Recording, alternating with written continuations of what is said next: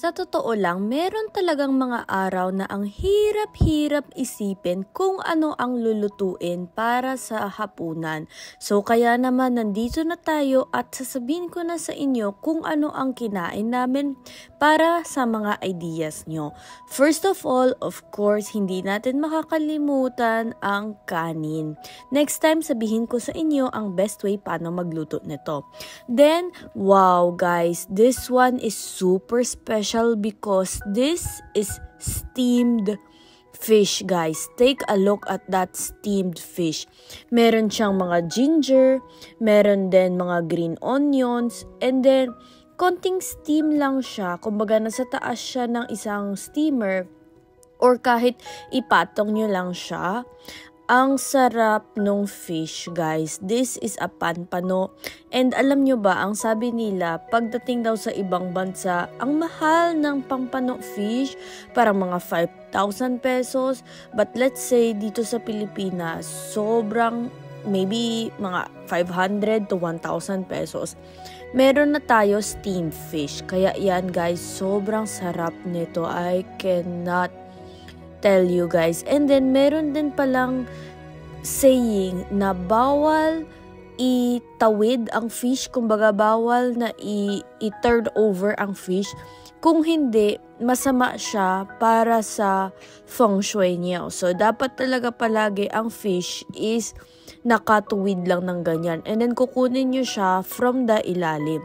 Next up, we have this super delicious adobo. Kami sa family, for some reason, ang favorite is the leg. So, ayan, tingnan nyo to. Lahat ng adobo na to is just the leg. And then, ito ang secret ha. Sa, sauce, meron siyang konting honey. Ooh.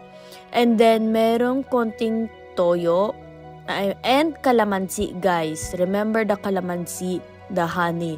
Those are the secret special sauces na pwede nyo i-add. Wow guys, naglalaway na ako just thinking about it. So, that is the secret to the adobo. And then next, we have dessert. For dessert naman, hindi tayo dapat magkulang sa nutritious food natin. So, ano ang meron sa atin dito? Yes guys, we have mangga or mango. Ayan guys, season na ngayon ng mangga, so very good to have some mangoes in your tummy. Next naman, this is the dinner table guys. So ayan ang setup natin.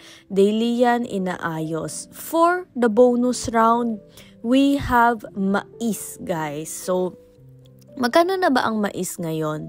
Alam nyo, nakikita ko to sa store ha. Medyo mahal siya. Parang 50-60 pesos na per mais. Mahal na yun guys ha. So ito namang mais na to is the white corn, I think. No? White corn. And that is it guys. Perfect siya kasi kahit iboboil nyo lang siya sa isang sulok, magdamag, konti, maayos na ulit siya pag kakainin nyo kahit anong oras. So, yeah.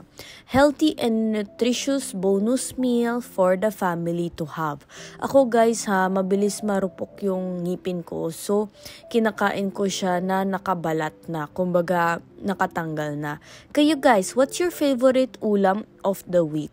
Ako naman, gusto ko tong adobo. Make sure to subscribe!